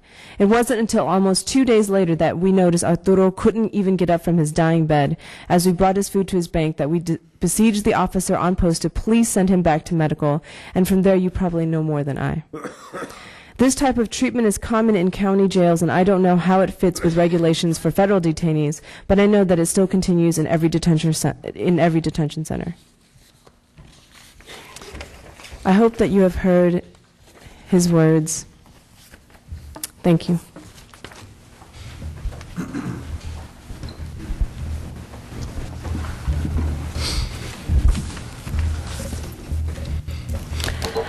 My name is Manija Sabah from Somerset, New Jersey.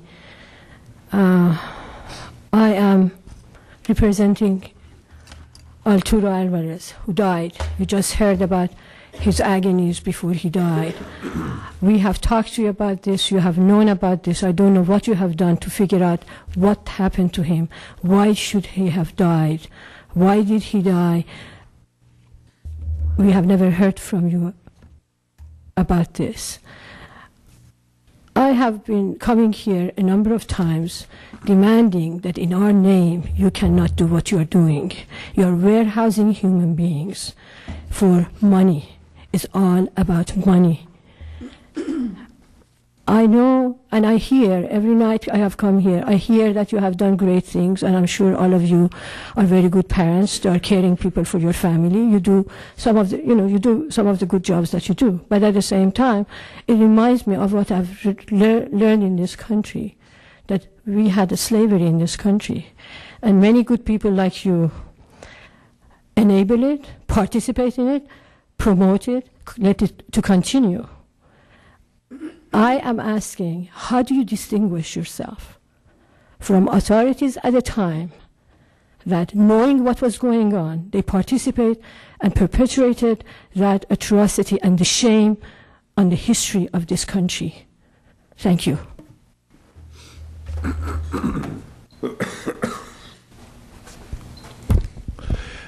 Good evening. My name is Jay Arena. I'm a resident of New Jersey and a supporter of the New Jersey Civil Rights Defense Committee. What town do you live in? I live in West Orange, New Jersey. But this issue has relevance beyond this county, beyond this state. But as I stated in July of this summer, I again state now that I call on the freeholders to break this contract, this criminal contract, to imprison, to torture detainees here in this county. But my opposition is even more intense than in July. Why? Well, we have the freeholders taking this money from the federal government to repress people. And yet their same party, their same political party, and their supposed opponents in the Republican Party since July have handed over $1 trillion, not to local governments that could badly need it, but to these filthy criminals on Wall Street. And this is in the context as we spiral to the worst capitalist depression since the 1930s. Now we have one of the freeholders babbling about his concern for the youth so that they don't go out on these drunken rages and get into an accident. Well, that's good that you have that kind of concern. But what about the other issues that the youth face and other workers face if they don't get killed in an accident? The education. We could use those hundreds of billions of dollars not to put more people in prison, but to make our schools affordable, our higher education affordable. My son had to drop out of Keene College because he could not afford the tuition. I could not afford the tuition to pay that. Those hundreds of billions of dollars, trillions that are going to Wall Street, they should be going to help our youth. We need jobs. We need at a living wage, at prevailing wage. That's where that money should be going for. We need health care. Millions of people do not have health care, and millions more will lose what little coverage they have as we spiral into this depression. We need real jobs. We need public works to rebuild our bridges, our ports, our schools, our hospitals here in New Jersey, in New Orleans where I just came. But do we have the freeholders talking about that? No, they're groveling to gain. How much money do you get from the feds of this? To put people in your dungeons and then disappear them like Manuel Zumba. This is the message. End this contract with the federal government to hold the detainees, and let's have the money from Washington to come here to Middlesex and around this state and around this country to really meet human needs. But the reality is you guys are not going to you're not going to deliver that. Your party, the Democrats, in fact, the Democrats have been at the cutting edge to bail out Wall Street. They've been farther ahead than even the Republicans. But the more you trample on the rights of the people, the more these crowds will grow. You saw the people on the outside. Next time, they're going to be on the inside. So to save your own scalps, maybe you need to start changing your policies and begin with ending this criminal contract with the Bush administration or whoever their successor is going to be.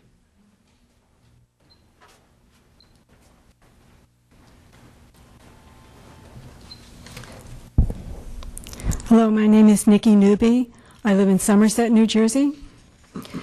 I have a couple of letters to read to you from a detainee who was formerly at Middlesex County Jail. But before I read the letters, I want to make sure you're aware that the Supreme Court has issued a ruling that immigrant detainees cannot be held for deportation for more than 6 months. So that if a detainee is ordered deported and during a 6-month period, ICE is not able to deport them to their country of origin or to any other country, then they are supposed to be released. So in that context, I would like to read you 2 letters that we received from a former detainee at Middlesex. And the name of this detainee is Davian Courier. And he addressed both of the letters to my colleague, Marion Monk. So, dear Ms. Marion Monk, my name is Davian Courier, and I am currently being held at the Hudson County Jail under the jurisdiction of the Immigration and Customs Enforcement, ICE. Previously, I was at the Middlesex County Jail, where me and a group of fellow inmates wrote the defense committee about the conditions of the jail. I was detained by ICE on October 9th, 2007, and was ordered deported on December 3rd, 2007, which makes it over 9 months now. My consulate refused to issue travel documents to ICE, and I have tried getting them myself, but they still refuse. I keep asking my deportation officer what is going to happen, and she does not know. I do not want to continue being incarcerated and not knowing when I would be freed. It is putting a lot of stress on me. Please, I would really be grateful if you could help me. I thank you for your time and patience. This letter was written, I think around, I didn't put the date on, I think it was September 19th. Then we received another letter from the same individual. This is dated September 24th, 2008.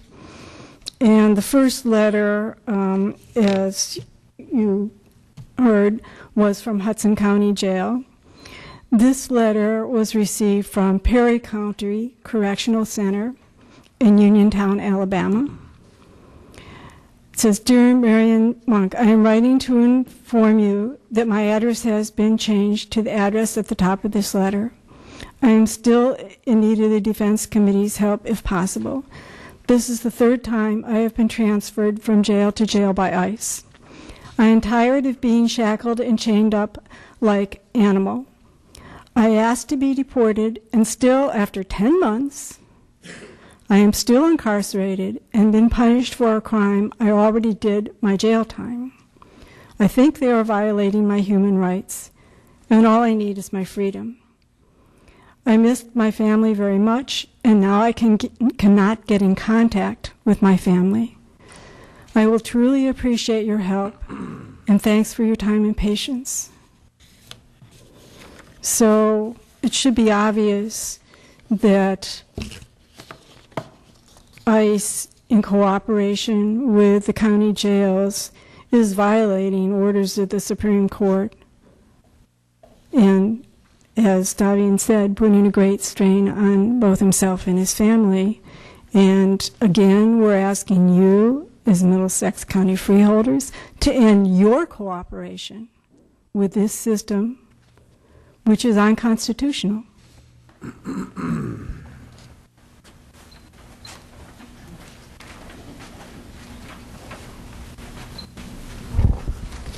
Hi, my name is Ann Barron, Highland Park.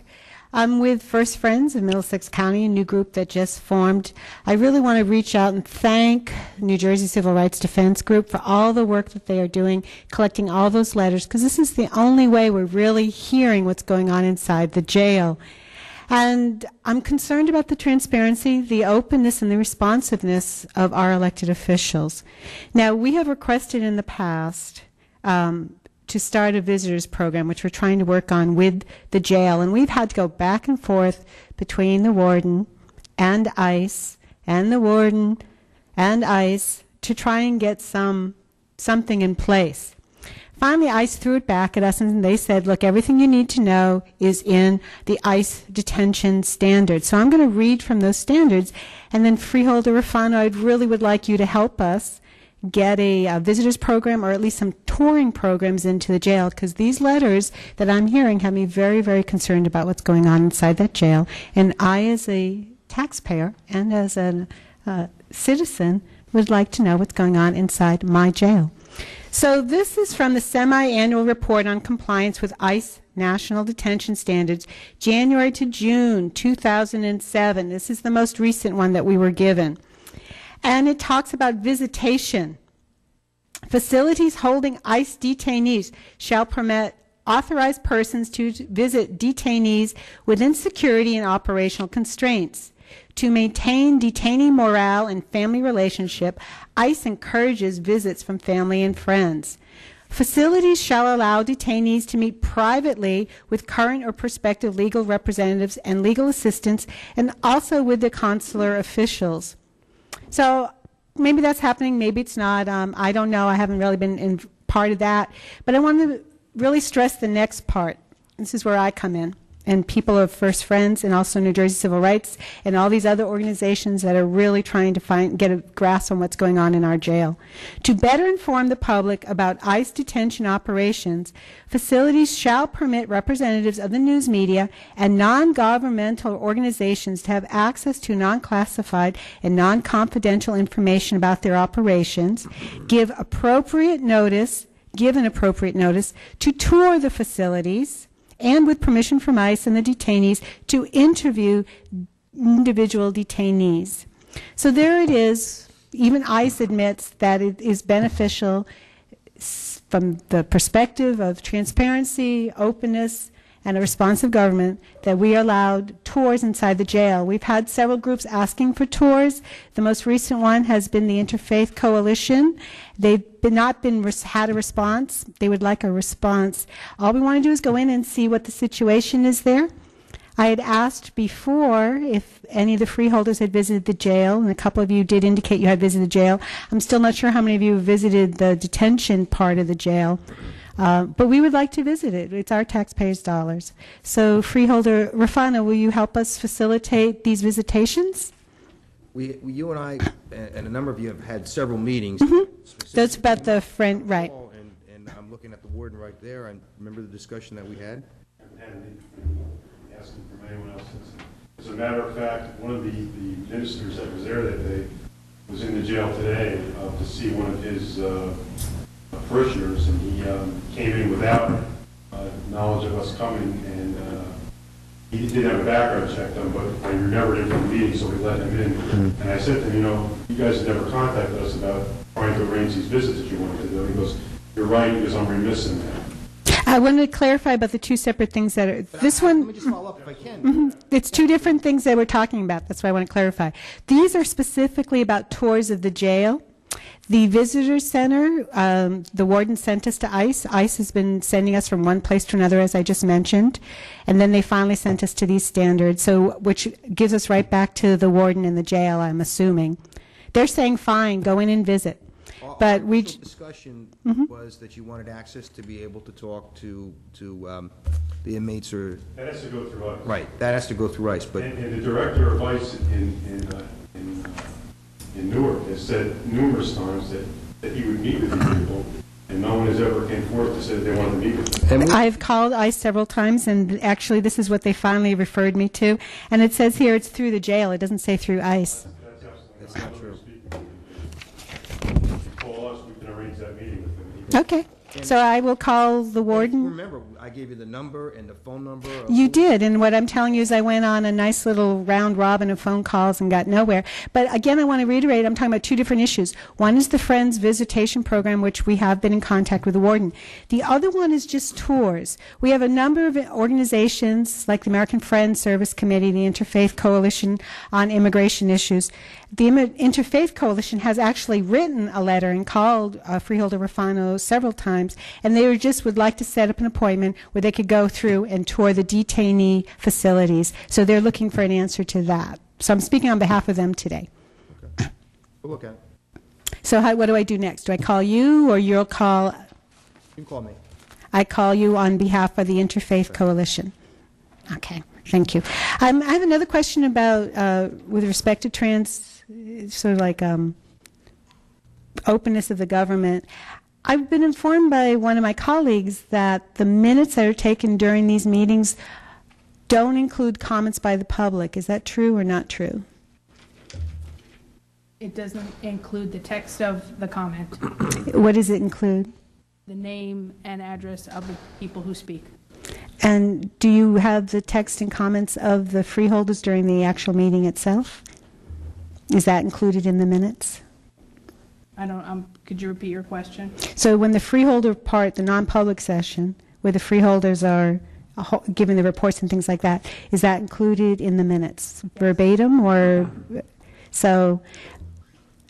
Now, according to the Open Public Meetings Act, what are the rules with respect to minute taking at meetings?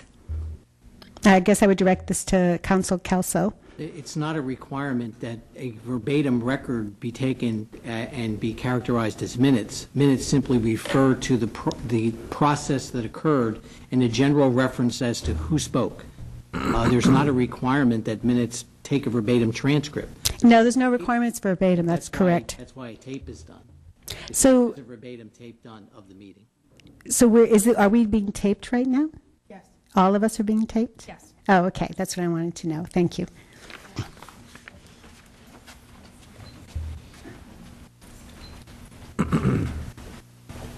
Hi, I'm Richard Zuckerman. I reside on 255 Seaman Street, New Brunswick, New Jersey. I want you to take a look at newswithviews.com. Recent article within the past few days by Frosty Woolridge. And the article is entitled, "What Would Happen If We Opened the Borders?"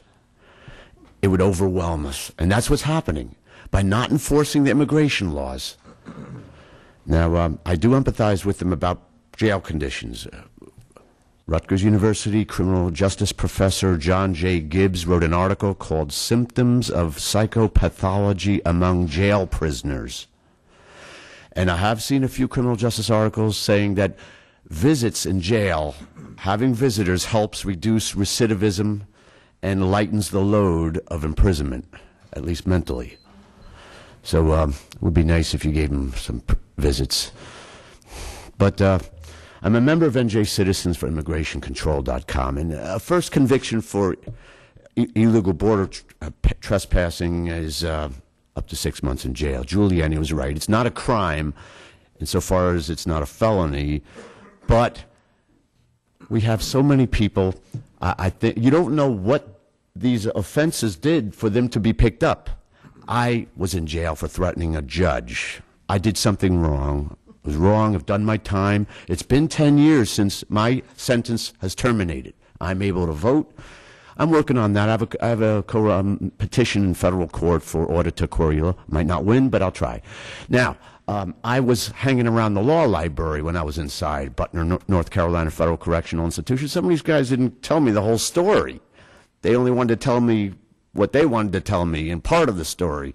And I don't know what offenses, why these people were picked up. I know one fellow was picked up here in New Brunswick. He was making a drug transaction. They had a reason to arrest him. So I'd like to know what the charges on these people that led to the arrest. But I'm hoping that you do continue. If the Supreme Court said you got to let them go at 6 months, I'm concerned about that. Maybe you should let them go. I don't know. I don't like the idea of dumping these people on the streets. I'd like you to fingerprint and facial recognize a picture of every single person coming in. There's so many of them coming in. The Central Intelligence, the director of the Central Intelligence gave a warning around May 1st this year that immigration surges throughout the country represent a national security breach. And we're talking about population. And 50 years ago, we didn't have the population we have now. Now, if you go to American Renaissance website, amren.com, last night they posted an article saying there's a plan to bring 50 million Africans to European Union so they could work.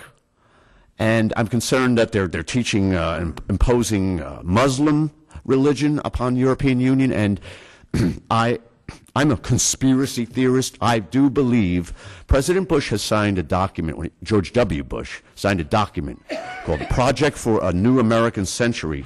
And the plan is to inundate countries with immigrants, overpopulate the country, and reduce the world population by 2050. That's why we have the Freedom of Information Act, because we found out that the CIA, police, had covert operations to oppress dissidents. This is just another form, only more extreme. Would you please pass this out? I would like you to support the immigration laws. I would like you to help 287G so that local police can enforce federal immigration laws. I don't like the idea of a sanctuary state where an attorney general says they can't ask the immigration status unless the person's been arrested for serious crime. The U.S. Supreme Court has held it is not a Fourth Amendment event to ask somebody their immigration status. Now, take a look at American Renaissance again, amren.com, and there's an article, last night's article, they posted an article talking about how many people are committing fraudulent visas and identification.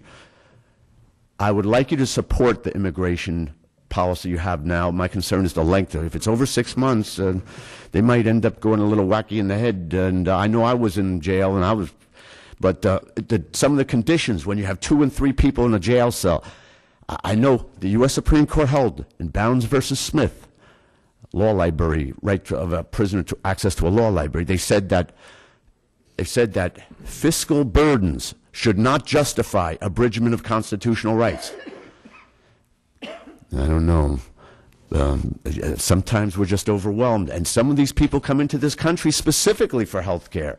Hey, how would you feel if you were living in an underdeveloped country, you needed health care, somebody says, hey, go to the United States, they'll help.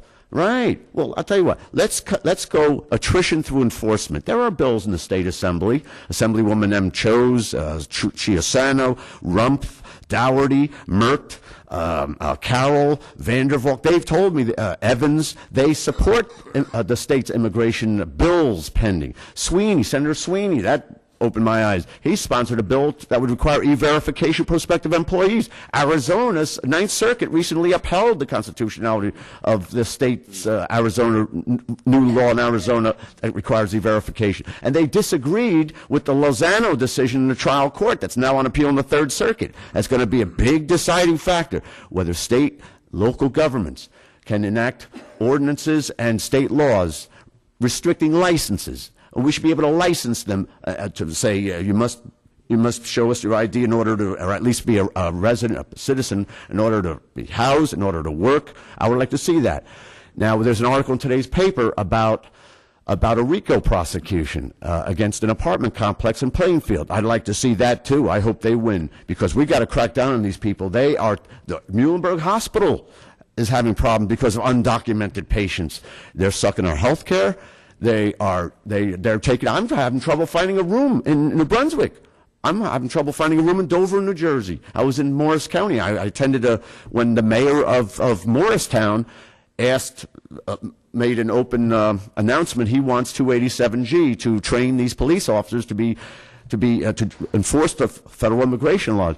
Now, don't get me wrong. I'm not for big police, because our founding fathers did not envision police departments. Read the article, the web article. Just type in, "Are cops constitutional?" And I think we ought to stop arresting people for marijuana and stop subsidizing illegal aliens, and let's have the police concentrate on rape, robbery, murder, stealing, and malum in se offenses. We've got to reprioritize with their fiscal problems.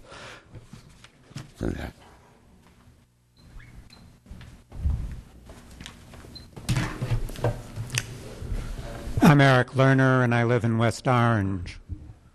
People are aware that this country and the planet face a huge economic crisis. The freeholders are part of a system that makes that economic crisis worse. The raids, the detentions, the deportations that the freeholders and Mercer County has become, that system that they've become a part of, is terrorizing immigrants, terrorizing even a large part of the citizenry that speaks Spanish, and making them afraid of defending their rights. When employers want people to work for low wages in dangerous conditions, all they need do when people start protesting is say, "I will turn you over to ICE. Do you want to go to Mercer County detention? Do you want to be deported?" This system of terror produces a whole class, a fraction of the workers in this country who are forced to work for less. And that, of course, depresses the working conditions and wages of everyone. It is not that the immigrants are here that is depressing wages. It is that they are illegal, and that they are terrorized by a system of detention and deportation that the freeholders have chosen to join. With rising unemployment, and the Times was predicting 9% unemployment just by the end of this year, this problem can only get worse. As employers force down wages, they will be using this campaign of terror to split workers apart and to undermine the living conditions of all of us, which of course will just aggravate the crisis, decrease consumption, decrease employment in an endless cycle. Now, one solution, one part of the solution, a workers' recovery plan for this crisis, is to legalize all immigrants, to end the system of terror, to end the detentions, to end the deportations, so that people, immigrant and native-born workers, can unite to win back some of the trillions that have been stolen from the working class by the wealthy and the corporation, raise wages, raise consumption, raise employment, and fight this crisis. Now, the freeholders will, of course, say, and have, of course, said, well, this isn't our bailiwick. Go to the federal government if you want the laws changed. But the freeholders are voluntarily participating in this system. A system of terror, whether it be the apartheid system, our own system of racism and segregation in the South, the Nazi campaign against the Jews, can only exist with the cooperation of many, many people. If counties said, no, we won't hold your detainees, this system would fall apart. So they are voluntarily cooperating, and they have reason to do that. Because after all, who benefits from this? The people who benefit from this are the employers who want lower wages. And many of their campaign contributors are wealthy people, corporations, who want lower wages and who are very grateful to the freeholders that they are participating in this system of terror that decreases wages not just for immigrants but for everyone. So that may be why they are quite content to ignore these protests. But people are waking up. People know that this whole country was angry at Congress and the President for passing this $700 billion theft, despite the fact that the vast majority of the country was united against it. People are waking up that their pockets are being picked, that this crisis is a crisis that will affect every working person. And as the unity grows between immigrants and native-born, the realization that workers have to come together to take back what has been stolen from them, that unity will grow to protests and strikes that will overwhelm little organizations like the Freeholders, and that will not only force the end to this shameful contract to detain people without charge, but will end the entire system of detention, deportation, legalize immigrants, and lead to workers starting to take back this country from those who have stolen it from them. Thank you.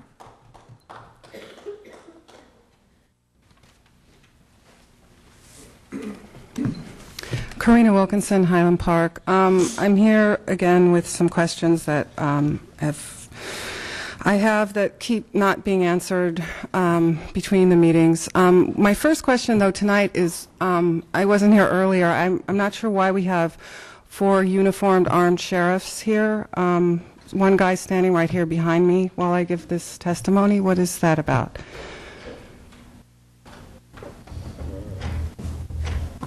To maintain order. Of all these people, you know, the Civil Rights Defense Committee came in orange jumpsuits today. I think there's one person that you might not have seen before out of those groups. I mean, you have thanked us, or the Civil Rights Defense Committee, in the past for civilized, orderly debate, our questions, asking our questions, whatever. I mean, they are inside the room here armed. Why is that? Well, the sheriff's officers by policy are armed, and you certainly have conducted yourselves in a appropriate manner, and on that basis there's really no debate over the issue. However, earlier in the evening... Can I ask that this guy not stand behind me with Sure, this gun? You can ask that. I think he can move to the back of the room. It's not a problem. Thank you. I submitted an Open Public Records Act request for the policy and procedure governing outside complaints on the health care provider for the jail. That was answered through the warden with 4 different types of documents, 3 pertaining to inmate grievances, and 1, well, including the warden, 4, I guess all 4 covering inmate grievances, and 1 including the warden's request form, which refers complainants to the Department of Public Advocate, Office of Inmate Advocacy. This has nothing to do with the basic, your own purchasing department had put together the what Attorney Kelso told me is the the contract for the medical care provider, which includes a part of requirement that there be a policy and procedure for the communication and resolution of inmate, staff, and outside complaints regarding any aspect of the health care service. So what I'm trying to find out, and which I have gotten nothing responding to my OPRA request for this policy and procedure covering outside complaints, is what is the grievance procedure for someone who is not an inmate? This also would also cover staff. This is your own language from the purchasing department that you told me constitutes the contract with the medical care provider. Correct. You're going to have to clarify which Oprah request you're referring to, because each of your Oprah requests have been responded to. Yeah, you responded by referring it to the warden who sent me the inmate grievance procedure. I'm asking you, in fact, I never asked for the 2008 bid specifications. I asked for the contract, the last contract that CFG had. And now, instead of giving me the 2005 bid specifications, which you say makes up half the contract, once the bid is accepted, this is the contract. This is the law governing the medical care provider. This is now the current contract because it's the 2008 bid specifications which you accepted at the last meeting I was at in July. So this is now governing the next 3 years going forward for CFG, and it says on page 27 that the contractor, meaning CFG, shall establish in collaboration with the county a formal policy and procedure for outside complaints. And I think this is what we have here is an outside complaint. We're complaining that we have a grievance because we are hearing in these letters that the medical care was denied. So what is the procedure governing an outside complaint on any aspect of the health care provider or the health care service? I'm not sure. I'm not exactly sure what you're referring to in the bid specs. I can provide page 27. You're going to have to. Okay, I don't have that document with me. I don't care. I brought it up in July, or we brought it up either July or June. And it's the end of October. You haven't looked at it since then. And I asked you for the policy and procedure, and I gave 2 Oprah requests. One was for the contract, and one was for this outside grievance procedure, in which you gave me the inmate thing. We're going to have to look at that. I have all of the Oprah requests that you've made here, and I don't see anything in here that specifically refers to an outside grievance policy. Policy and procedure established by, I asked for other. Information requested. It was faxed to Margaret. Policy and procedure established by... Tell me the date on it. The date you did that? Actually, there is no place for a date on this, so it would be on her fax request. It was sometime in July. Sometime in July? I only submitted 2, so you can only have 2 Oprah requests from me. Anyway, yeah, you'll have to get back to me on that. The other piece of the warden's inmate grievance procedure that is problematic is for these particular detainees that are in the custody of ICE, they're being referred to the state inmate advocacy office, the state ombudsman. And the state is telling us that they have no jurisdiction over ICE detainees because they are in federal custody and the county is contracting with the federal government for these guys. So actually their complaints go to the warden and stop there. The warden is not providing them with a place to appeal when they have a complaint. This should be not to the state but to the federal government for those 150 to 190 detainees who are in federal custody, not state inmates. Okay? Warden, is she referring to the grievance process? I think in the ICE guidelines they can appeal anything from us to the ICE. Correct. Right. Well, are they given that? Because what I was given was...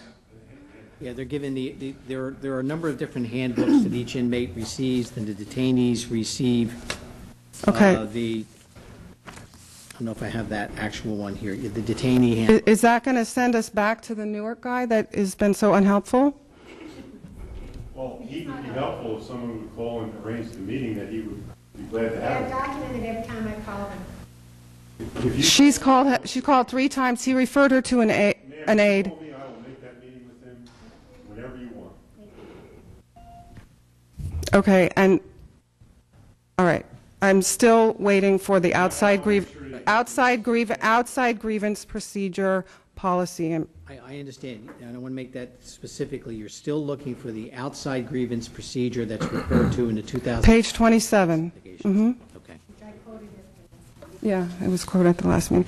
The other thing I'd like to call your attention to is that Senator Menendez on September 25th introduced a bill with Ted Kennedy called Protect Citizens and Residents from Unlawful Raids and Detentions. And Senator Menendez is very concerned that, the raids that have been happening in other states and the detentions that have been happening, including here in New Jersey, that there are not habeas corpus rights for the detainees, and that they are not allowed within 6 hours to contact their family members, that the transfers are done at will, that they are not necessarily detained near where they were arrested or where their court is happening. So I would encourage you to look at S3594. ACLU is supporting this bill, and I would love to see the Freeholders actually encourage Senator Lautenberg to sign on with Senator Menendez and to try to get this bill passed that would clean up some of the abuses that are going on with ICE.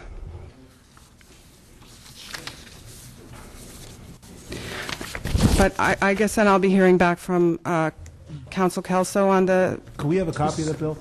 Specifically on that request, yes. I have the bill, and I've also copied on it the ACLU press release on it. Thank you. All right, thank you.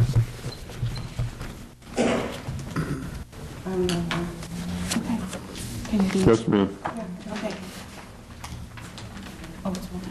Hi, my name is Janice Sater. I'm from North Brunswick, New Jersey.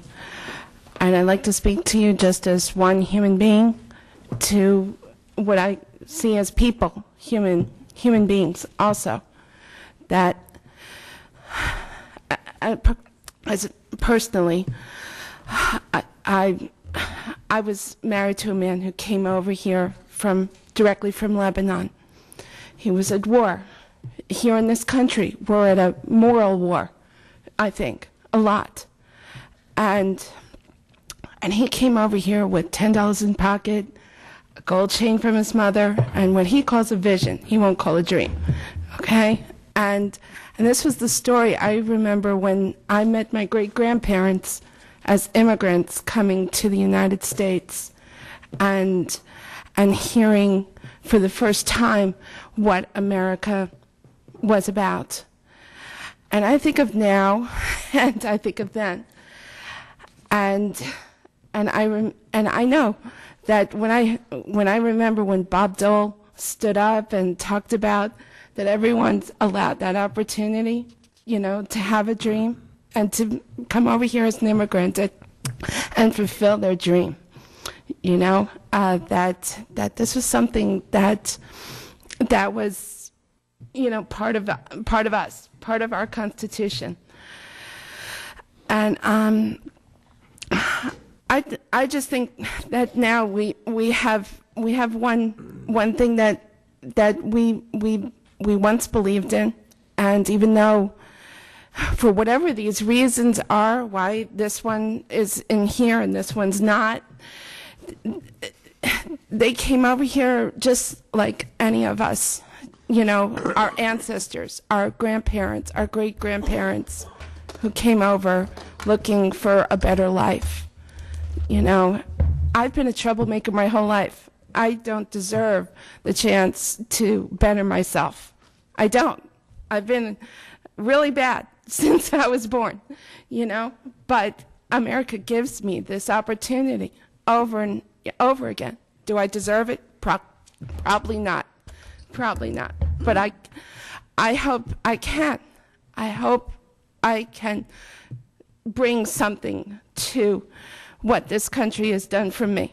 Whether I've been damaged by it or they've been damaged by me, I still try. I still try to bring that to the table. And that's all I have to say. Thank you. Anyone else wish to speak? Motion to close. Second. Motion made and seconded that the public portion be closed. Any discussion? All those in favor say aye. Aye. Opposed? Motion carried. Motion's in order for adjournment. So moved. The second. Moved by Reyes. Seconded by Kern Cola. This meeting be adjourned. It's not debatable. All those in favor say aye. Opposed?